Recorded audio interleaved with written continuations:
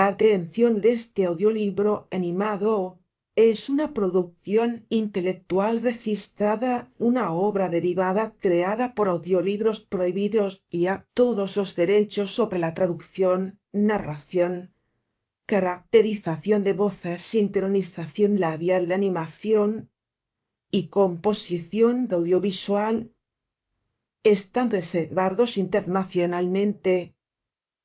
Queda estrictamente prohibida cualquier forma de reproducción, distribución, modificación, extracción, realización de copias o uso comercial. No se otorga ningún tipo de autorización o permiso para su uso fuera de esta plataforma. Las infracciones serán perseguidas legalmente hasta las últimas consecuencias. Disfrute de esta obra única. Charles Dickens, el guardaviolas de ahí abajo. Cuando escuchó una voz que le llamaba de esa manera, estaba de pie en la puerta de la caseta, una bandera en la mano enrollada alrededor de un palo corto. Teniendo en cuenta la naturaleza del terreno, cualquiera hubiera pensado que no podía dudar con respecto al lugar del que procedía la voz.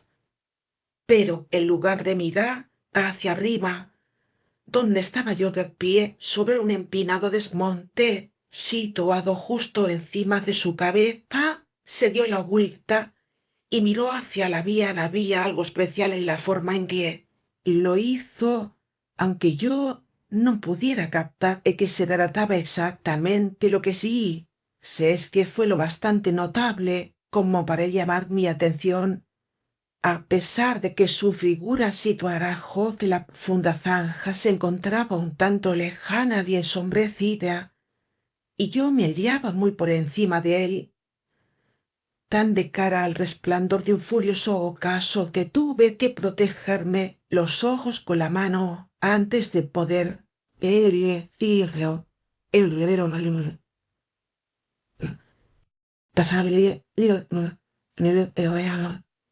Le di Él seguía mirando la vía, pero volvió a darse la vuelta y al levantar la vista me vio allí arriba. ¿Hay algún camino por el que pueda bajar para hablar con usted? Miró hacia arriba sin responder y yo le contemplé sin querer presionarle, repitiendo mi tonta pregunta. En ese preciso momento se produjo una baja vibración en la tierra del aire que se convirtió rápidamente en una pulsación violenta, en una embestida que me obligó a retroceder para no caer abajo. Cuando se deshizo el vapor que se había elevado hasta mi altura desde el tren, que pasó velozmente y empezó a desvanecerse en el paisaje, volví a mirar hacia abajo y pude verle enrollar en el palo la bandera que había extendido durante el paso del tren.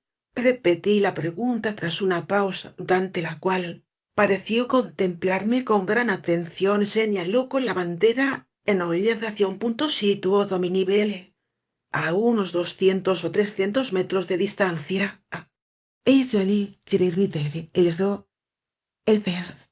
Le grité dirigiéndome hacia ese lugar. Allí, a fuerza de examinar cuidadosamente la zona, encontré un tosco camino que descendía al izagüe en el que habían excavado una especie de escalones, y bajé por él. La zanja era extremadamente profunda e inusualmente inclinada.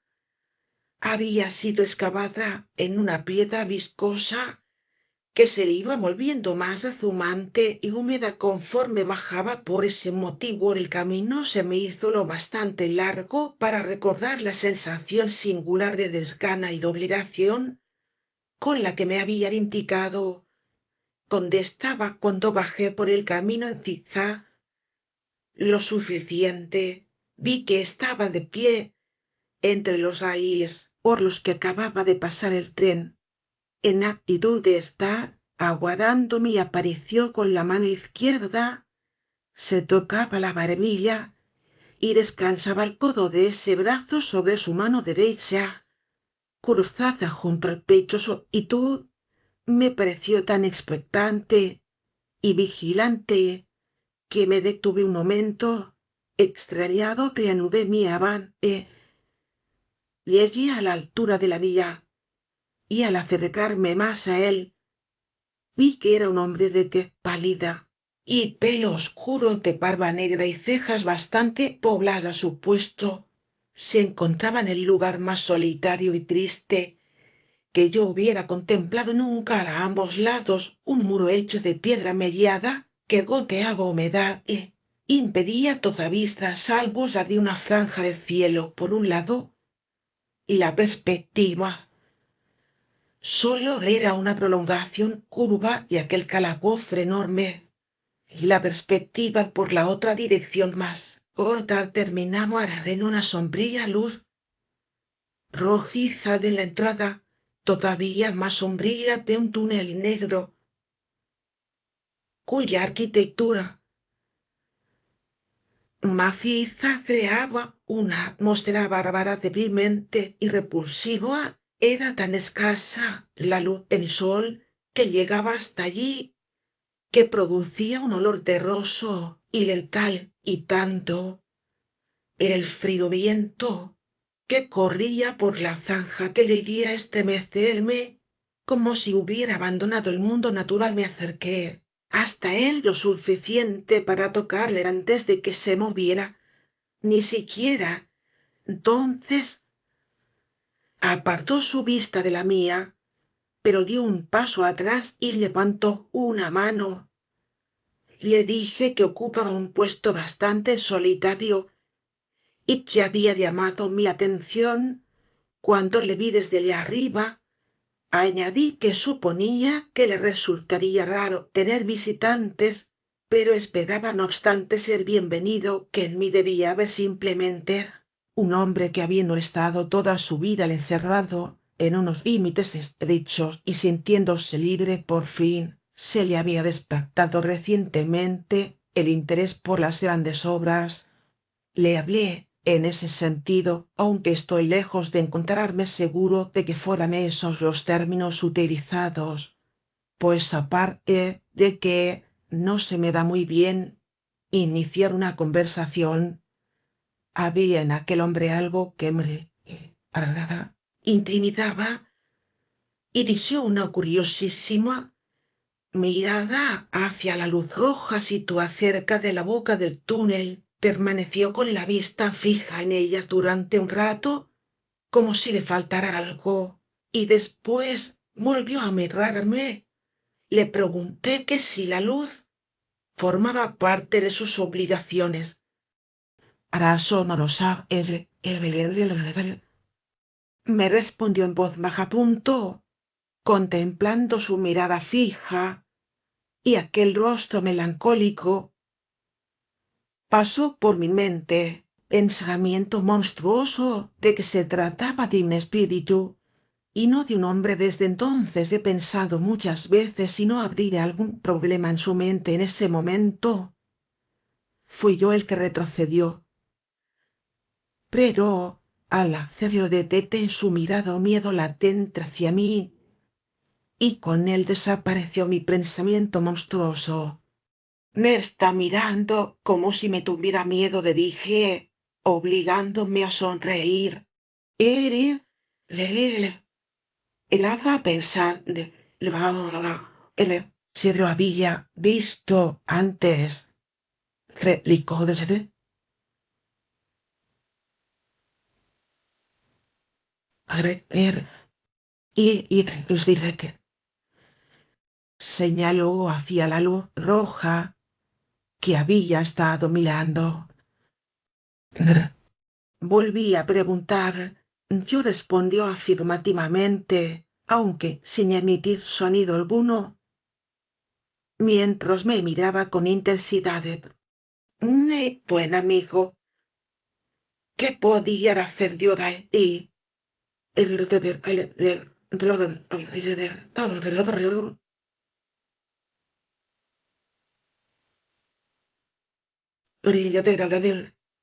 No obstante, puedo jurarle en cualquier caso que nunca he estado en ese lugar. A Dios sí lo creo. Ah, dijo sí, estoy seguro. Su actitud se volvió entonces más tranquila, lo mismo que la mía. Contestó a mis observaciones con prontitud y con palabras bien elegidas. Mucho que era dajo la Siria.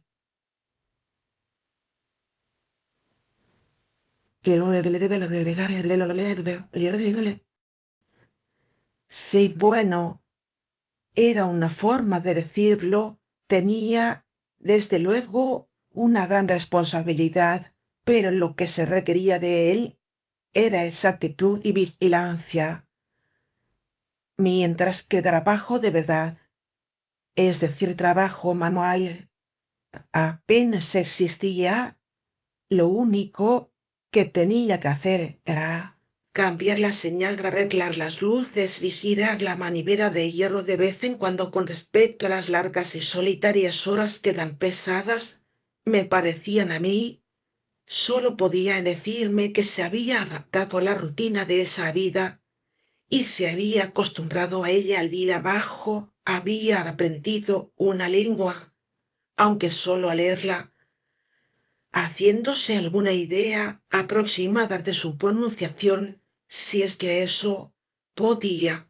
Y amarse aprender lenguas, había trabajado también en fracciones y decimales, probado un poco con el álgebra, pero era al igual que había sido de niño, bastante torpe para las cifras. Cuando estaba de servicio, era necesario que permaneciera siempre en aquel canal de aire húmedo y no podía subir nunca hasta donde lucía el sol por encima de aquellos elevados muros de piedra.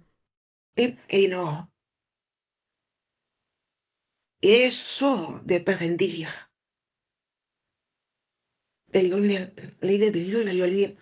Los momentos y las circunstancias. En ciertas ocasiones había menos movimiento en la milla que en otras, y lo mismo podía decirse de ciertas horas del día y de la noche, cuando el tiempo era bueno desgiriar esos momentos para elevarse un poco por encima de las sombras inferiores. Pero como en cualquier momento podían llamarle con la campana eléctrica, y en esas ocasiones prestaba atención para escucharla con renovada ansiedad. El alivio que obtenía era menor del que yo podía suponer.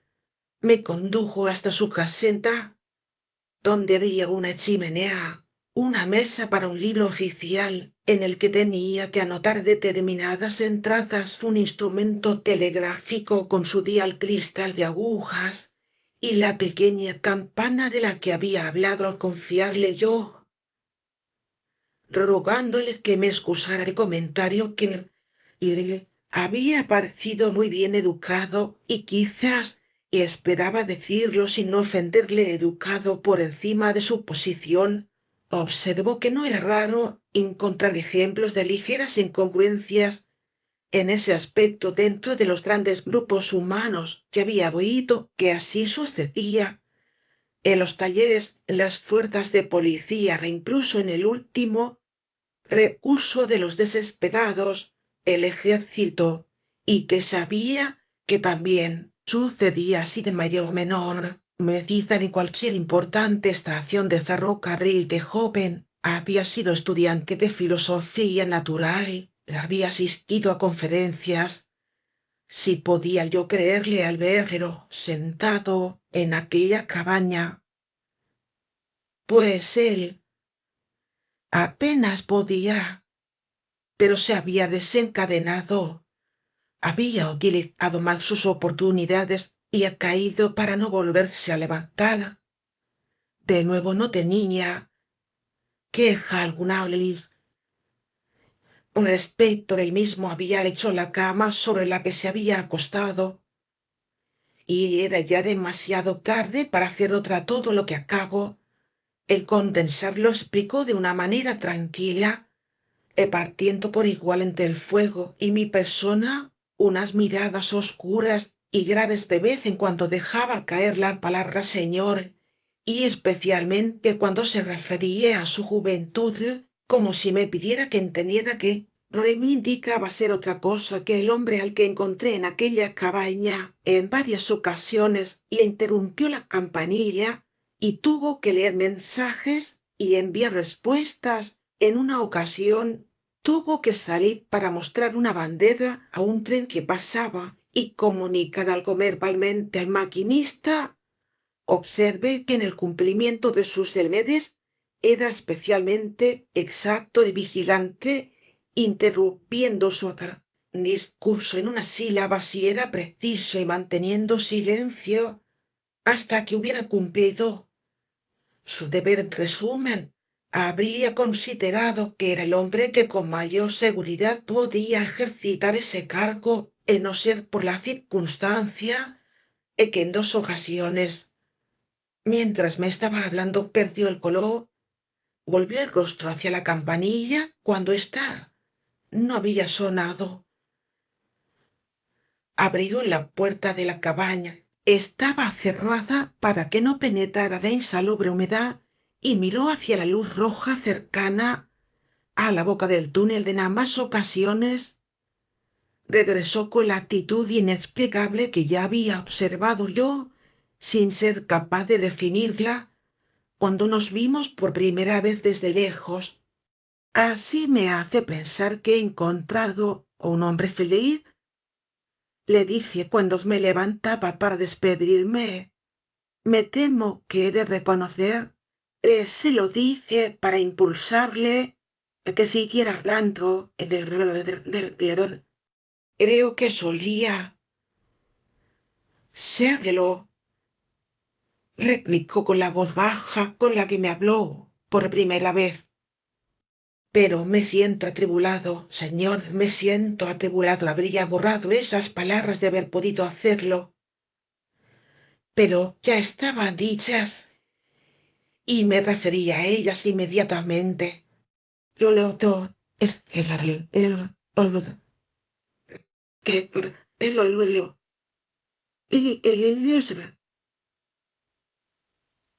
el su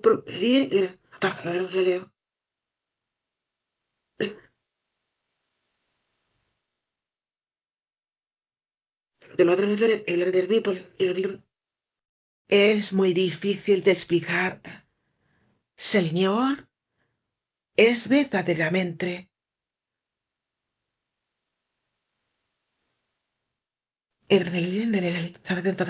difícil hablar de ello, pero si vuelve a visitarme, intentaré contárselo. Me comprometo expresamente a visitarle de nuevo.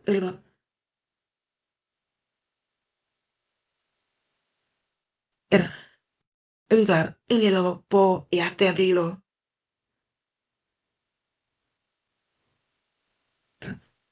Salgo de servicio por la mañana y volveré a entrar mañana por la noche a las 10, señor. Vendré entonces a las 11. Me dio las gracias y salió de la cabaña. Conmigo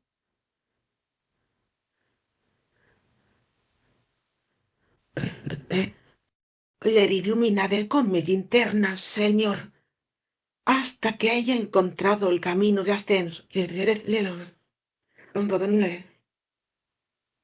Mi hijo con su peculiar voz va a ver, pero cuando lo haya encontrado, no cedite para decírmelo. Y cuando esté ya arriba, no me llame.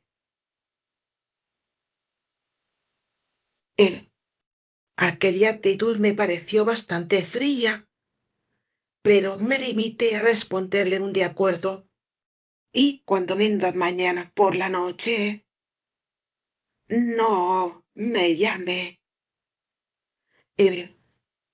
Permítame una pregunta antes de parque, porque esta noche gritó la ahí abajo.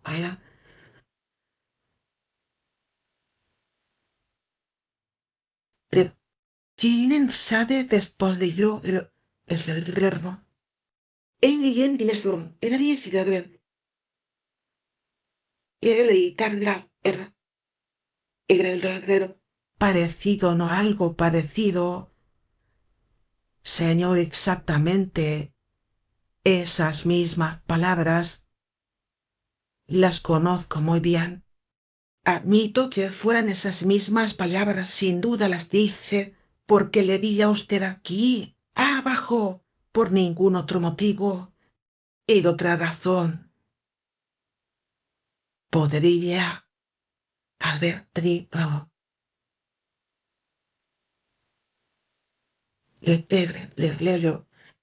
No tuvo la sensación de que le eran transmitidas de una manera sobrenatural. El de en absoluto me deseó buenas noches y mantuvo en alto su linterna. Caminé junto a la vía del ferrocarril, con la sensación muy desagradable de que venía un tren a mis espaldas, hasta que encontré el camino. La subida fue más fácil que la bajada, y llegué a mi posada sin mayores aventuras puntual a mi cita, cuando unos relojes distantes daban las 11 de la noche siguiente. Puse el pie en el primer escalón de la bajada. Arcizá de él me aguardaba abajo con el almohadí. En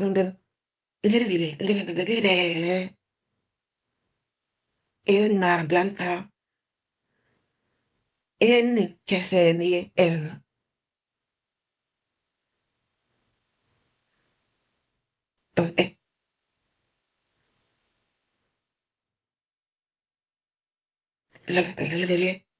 no le he llamado y le dije en cuanto estuvimos juntos.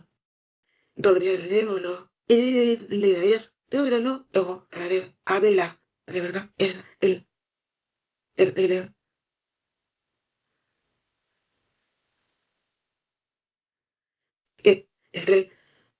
por supuesto que sí, señor. Buenas noches. Y aquí está mi mano. Buenas noches, señor. Y aquí está la mía. Tras esa introducción, caminamos uno junto a otro hasta su caseta.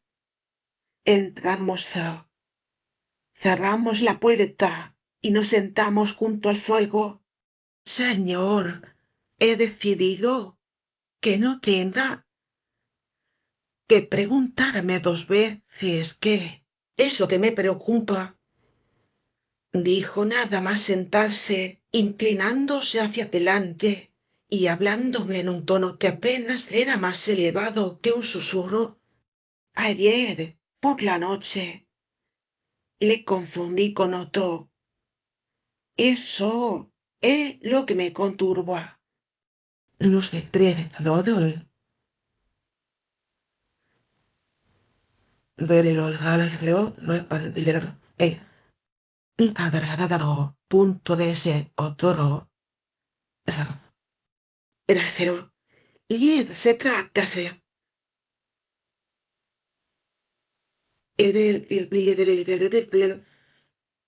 yo lo y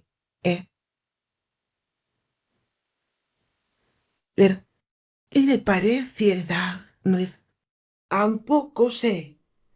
Eso nunca le pide el rostro, se cubre la cara con el brazo izquierdo y mueve el derecho, lo agita violentamente. Así seguí sus movimientos con atención y me pareció la gesticulación de un brazo con el máximo de pasión y vehemencia, queriendo expresar este significado en nombre de Dios. Le especié el camino. Una noche estaba sentado aquí bajo la luz de la luna cuando oí una voz que gritaba olas. Ahí abajo, ¿no? Me levanté, miré desde la puerta y vi a ese otro de pie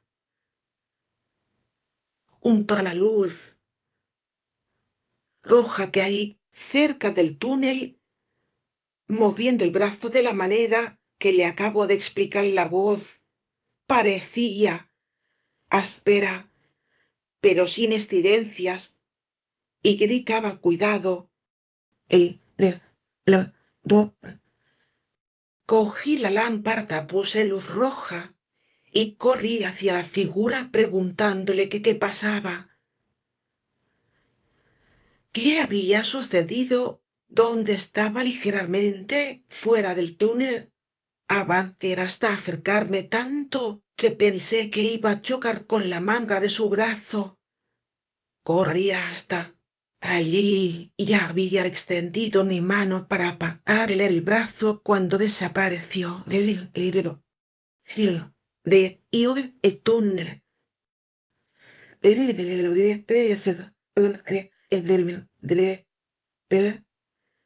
No punto, fui yo el que entró corriendo en el túnel. Hasta casi 500 metros me detuve, levanté la lámpara por encima de la cabeza, pero solo vi las cifras que indican la distancia y las manchas de humedad que se deslizaban por las paredes y goteaban desde el arco. Salí corriendo a mayor velocidad de la que había entrado, pues me sentía sobrecogido por un horror mortal, y miré por todas partes. Junto a la luz roja con mi propia lámpara subí por la escalera de hierro hasta la galería que hay encima, volví a bajar y regresé aquí corriendo. Telegrafié en ambas direcciones. He recibido una alarma. Algún problema.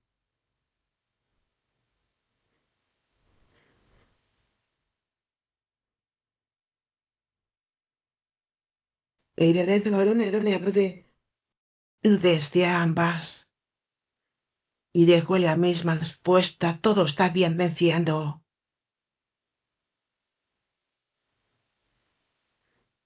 Y la sensación de que un dedo helado estaba recorriendo lentamente mi columna vertebral le dije que aquella figura debió de ser un engaño de su vista, y que es bien sabido que esas figuras, cuyo origen está en la enfermedad de los delicados nervios que rigen el funcionamiento de los ojos, a menudo han inquietado a los pacientes, algunos de los cuales han tomado conciencia de la naturaleza sobre la adicción e incluso se lo han demostrado a sí mismos por medio de experimentos.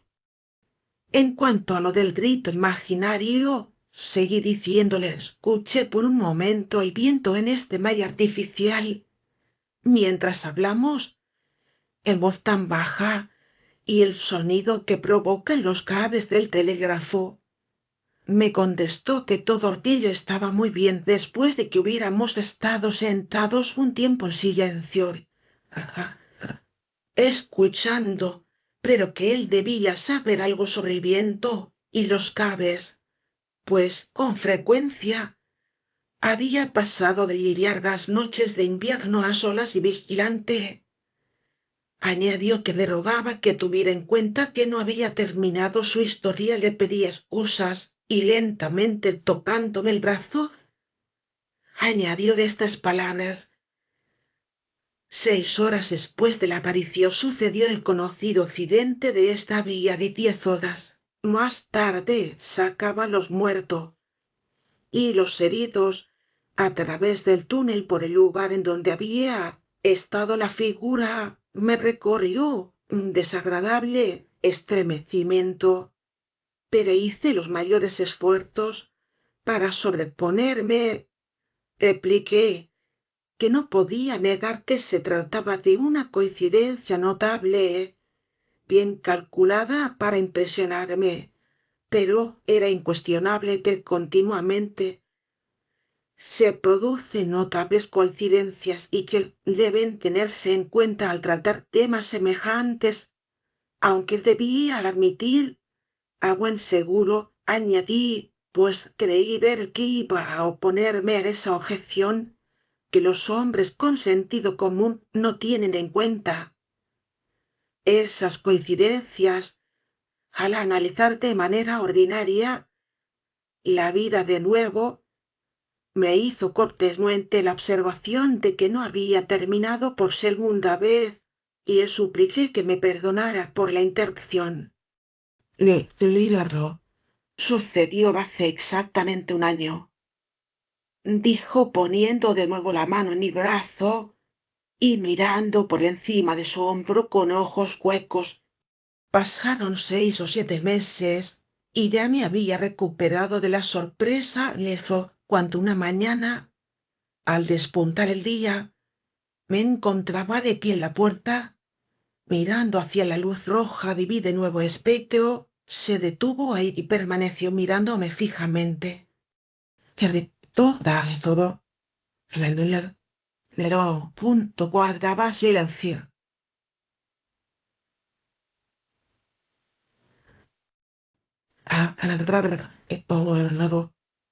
El de la melodaro.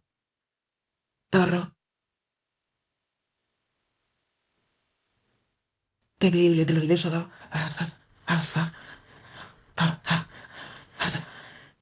No punto estaba apoyado sobre el haz de luz, con las 2 manos ante el rostro puestas. Así seguí sus movimientos con la mirada y vi una acción de dolor. Ya había visto esa actitud en las esculturas que hay sobre las tumbas. Yo, hasta decir,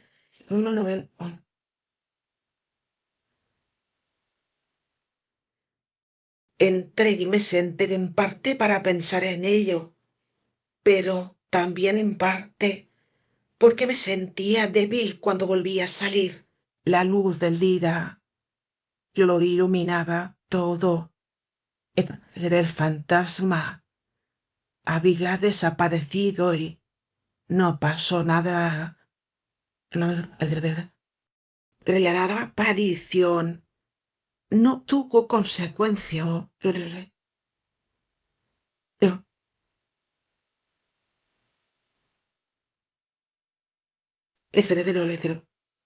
Me tocó el brazo con el dedo índice 2 o 3 veces, asintiendo fúnebremente cada vez. Aquel mismo día, cuando un tren salía del túnel, me di cuenta al mirar hacia una ventanilla que en el interior había una confusión de manos y cabezas y que algo se movía. Lo vi durante tiempo necesario para pedir al maquinista que se detuviera. Puso el freno, pero el tren se deslizó hasta unos 150 metros de aquí como más correr hasta allí, y al llegar escuché terribles gritos y lamentos. Una mujer joven y hermosa había muerto instantáneamente en uno de los compartimentos y la trajeron hasta aquí, colocándola en este suelo que hay ahora entre nosotros. Y involuntariamente eché hacia atrás mi silla y miré las tablas que él me señalaba. Así fue, señor, ciertamente sucedió exactamente tal como se lo cuento. No se me ocurría nada que decir en ningún sentido, y tenía la boca muy seca. El viento y los cables siguieron la historia con un gemido prolongado.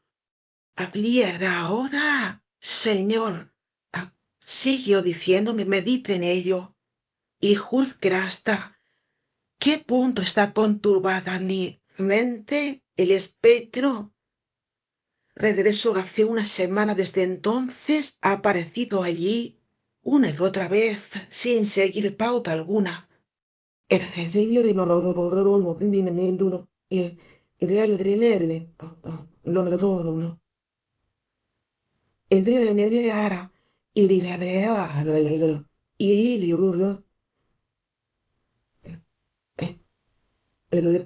junto a la luz de peligro. Oh, el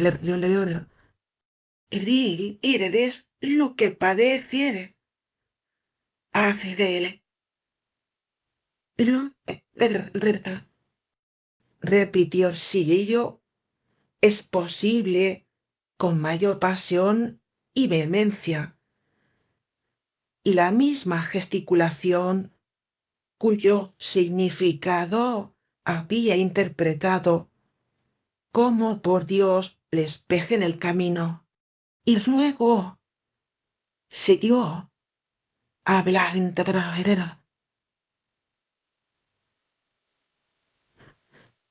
Por eso no tengo paz ni descanso durante muchos minutos seguidos y de una manera dolorosa me grita, cuidado, ahí abajo. O sea, y sigue haciéndome señas hace que suene la campanilla. Esa última frase me hizo pensar algo. Sonó la campanilla ayer por la noche cuando yo estaba aquí y usted salió hasta la puerta y todo esto debió de salir bien. Ya veo que su imaginación le está desorientando. Yo tenía y la vista fija en la campanilla y los oídos bien abiertos a su sonido y tan seguro como de que estoy vivo que no sonó en esas ocasiones. No, ni en ningún otro momento, salvo dentro del curso natural de las cosas físicas, cuando la estación comunicaba con usted. Todavía no he cometido nunca un error, señor, añadió agitando la cabeza. Jamás he confundido la llamada del espectro con la del hombre. La llamada fantasma es una extraña vibración en la campana que no viene de parte alguna. Y no he afirmado que la campana se mueva delante de los ojos. No me extraña que usted no lo oyera, pero yo sí la escuché. Lo de Garrier estaba el espectro allí. Cuando miró, la verdad de seguir de este, me cetiré, le las dos, repitió con firmeza.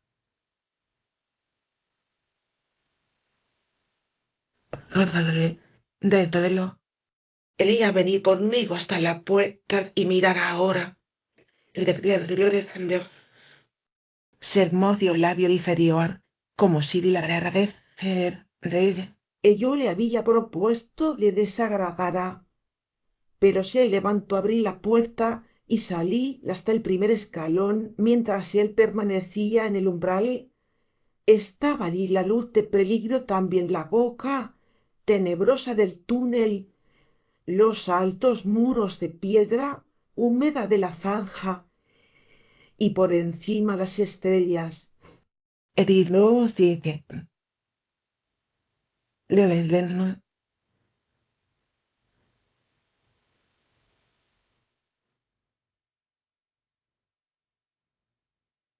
Le pregunté fijándome especialmente en su rostro. Sus ojos estaban tensos, pero no mucho más, Quizá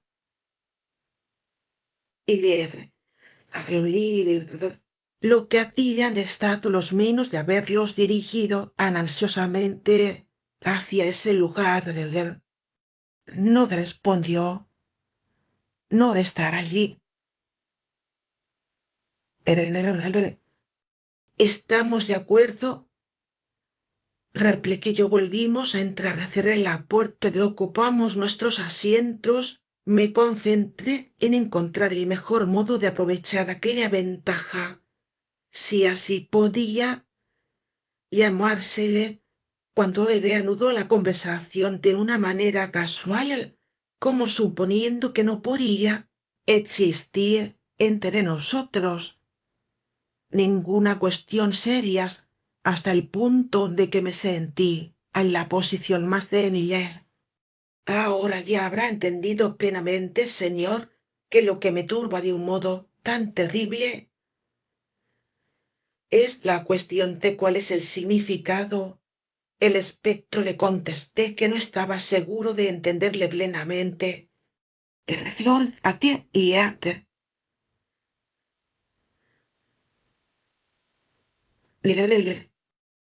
Y joven pensativamente con la mirada puesta en el fuego y mirad, dorme solo de veces. Por el cuare, traro, doblar, salir, el río es el peligro, ese, y dice,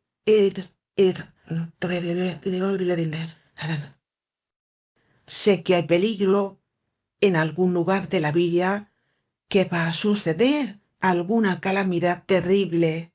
No puedo dudar de ello en esta tercera ocasión, después de lo que ha sucedido con anterioridad, pero seguramente se trata de algún cruel aviso dirigido a mí.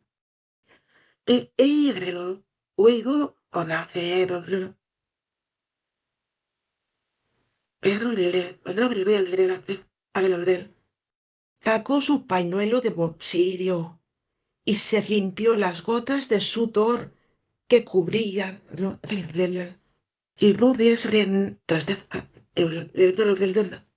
si telegrafino diciendo que hay peligro en alguna de las direcciones o en ambas, no puedo explicar el motivo. Siguió diciendo tiempo que se secaba las palmas de las manos. Tendría problemas y no serviría de nada. Las cosas sucederían. Así, mensaje, peligro. Al decirse, no sería las dolor. Era puesta que teléfono, que le diría del mensaje, no lo sé. Pero, por el amor de Dios, tengan cuidado.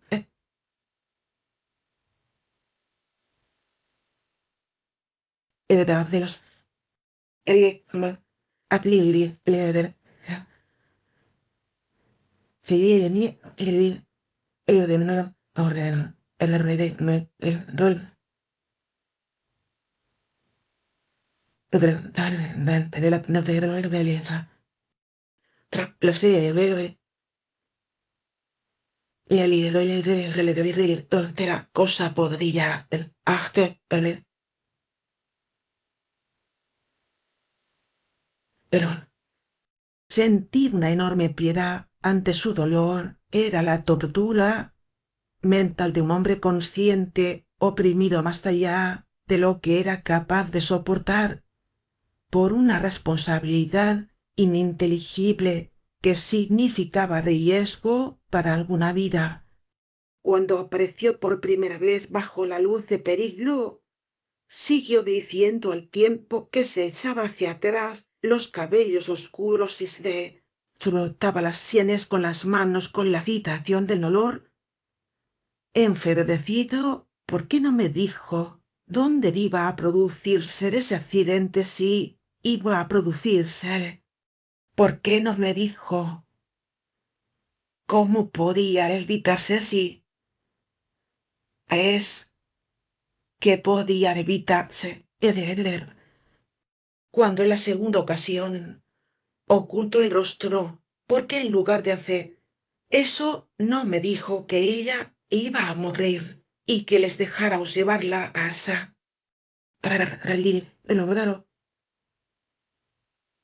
Los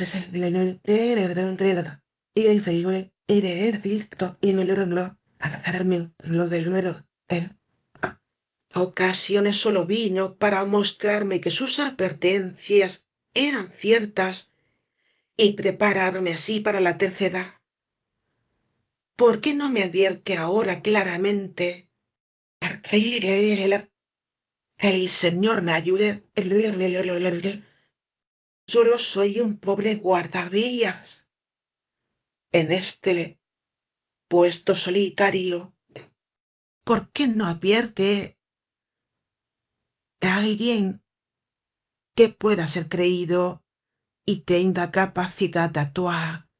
Cuando le vi en aquel estado, entendí que por su propio bien y por la seguridad pública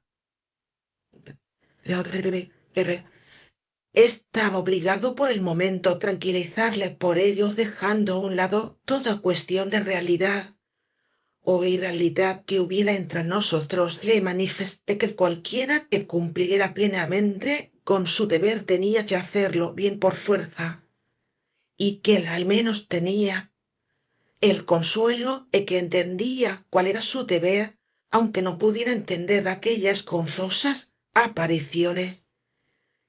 En este sentido tuve más éxito en el intento de razonar con él para que, abandonadas sus convicciones, se tranquilizó. Las ocupaciones de su cargo empezaron a exigir más su atención conforme avanzaba la noche, y lo abandoné a las 2 de la mañana. Me había ofrecido permanecer con él la noche entera, pero no quiso ni oír hablar de ello. No veo razón alguna para ocultar que en más de una ocasión me volví para mirar luz roja mientras subía las escaleras, que no me gustaba esa luz roja y que habría dormido muy mal de haber tenido mi cama debajo de ella. Tampoco me gustaban las 2 secuencias del accidente y de la joven muerta. No veo razón tampoco para ocultar ese hecho, pero lo que más ocupaba mi pensamiento era la consideración de cómo debería actuar una vez que había recibido tales revelaciones. Tenía pruebas de que aquel hombre era inteligente, vigilante, laborioso y exacto. Pero ¿cuánto tiempo seguiría siéndolo en aquel estado mental? Aunque su posición fuera subordinada, seguía confiándose una importantísima responsabilidad, y me gustaría a mí, por ejemplo, que mi vida estuviera sometida a la posibilidad de que siguiera cumpliendo su deber con precisión.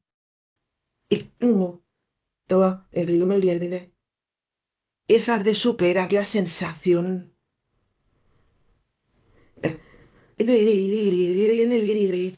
No, no, no. Que habría algo de traición si comunicaba a sus superiores de la compañía ferroviaria lo que el guardavías me había dicho, sin habérselo aclarado a él primero, proponiéndole otra salida. Finalmente decidí ofrecerme a acompañarle, guardando en secreto por el momento al médico que supiéramos de mejor reputación que ejercía en aquella zona para conocer su opinión. A la noche siguiente iba a terminar su guardia tal como me había dicho y estaría libre 1 o 2 horas después del amanecer, teniendo que reanudarla poco después del ocaso. Decidí por ello regresar en ese momento a la noche siguiente. El tiempo era muy bueno y salí a pasear temprano para disfrutarlo. El sol no estaba todavía demasiado bajo cuando crucé el campo cercano a la parte superior de la profunda zanja. Decidí ampliar el paseo durante 1 hora, media hora en una dirección y ir de otra media de regreso para llegar a tiempo a la caseta. El guardavías, antes de proseguir el paseo, me apoyé en el borde y miré mecánicamente hacia abajo, situado en el mismo lugar desde el que lo había visto por primera vez. No puedo describir la conmoción que sentí cuando vi que cerca de la boca del túnel aparecía un hombre que se tapaba los ojos con la mano izquierda y agitaba vehementemente el brazo derecho. El horror inexpresable que me oprimió pasó en un momento, pues enseguida vi que se trataba realmente de un hombre y que a su alrededor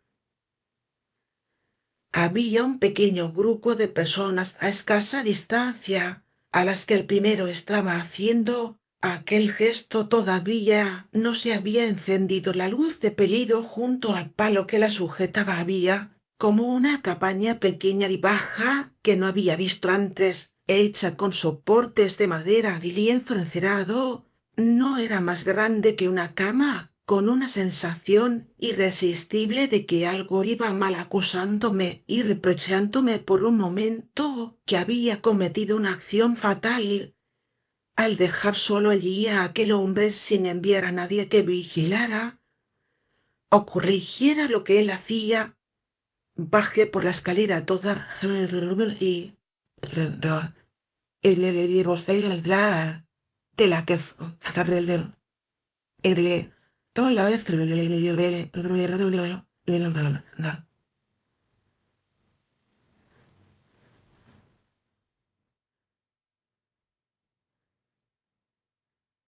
el sur el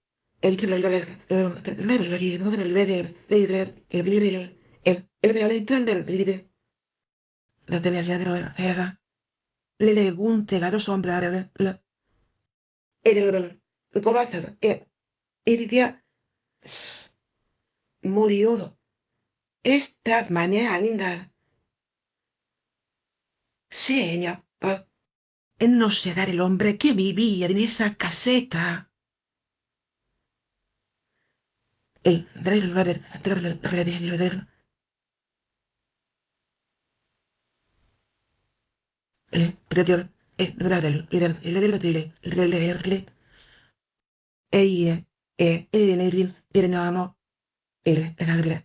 pero no del hombre al que yo conozco. Podrá reconocer a Flo si lo ha visto antes.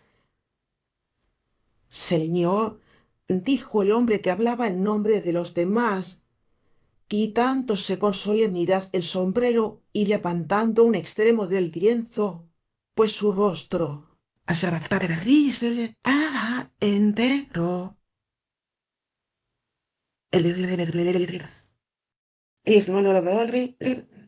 ¿Y cómo sucedió? Esta el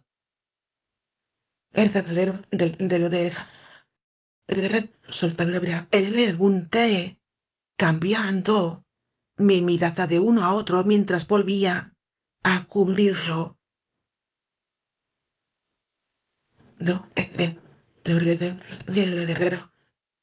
fue atropellado por una máquina, señor. Ningún hombre de Inglaterra conocía mejor su trabajo, pero aunque no sabemos por qué no se apartó del raíl exterior, era a plena luz del día. Había apagado la lámpara y la llevaba en la mano cuando la máquina salió del túnel. Le estaba dando la espalda y la máquina le atropelló. Aquel hombre la conducía y podrá decirle cómo sucedió. Cuéntaselo al caballero, donde el hombre vestido con un arrugado traje oscuro se acercó al lugar que ocupaba anteriormente junto a la boca del túnel. La uno coger la curva del túnel, señor, le vi al final como a través de unas gafas. Para ver de lejos no tenía tiempo para cambiar la velocidad. Sabía que él era muy cuidadoso. Como no parecía prestar atención al silbato, dejé de pitar cuando nos abalanzábamos sobre él y grité tan fuerte como pude. Atraído, dicen, era hermano, Elena, joro, el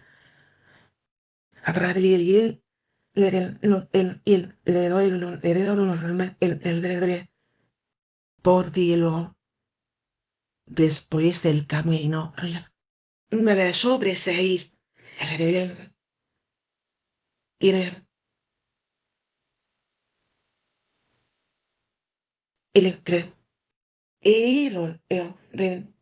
fue un momento terrible, señor. No dejé de gritarle, me llevé el brazo ante los ojos para no verlo y agité el hombro hasta el final, pero no sirvió de nada sin prolongar la narración en ninguna de sus curiosas circunstancias, más que en otra antes de terminar.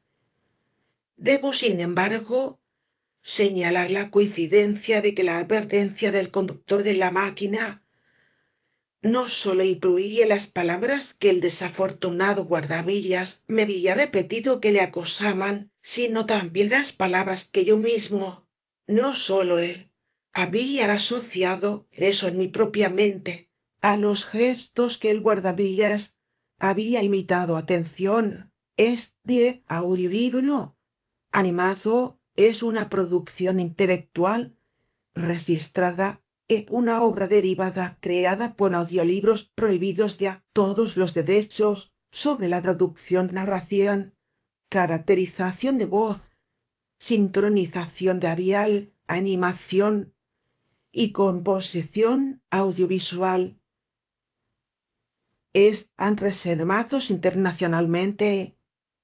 Queda estrictamente prohibida cualquier forma de reproducción, distribución, modificación, extracción, realización de copias o uso comercial. No se otorga ningún tipo de autorización o permiso para su uso.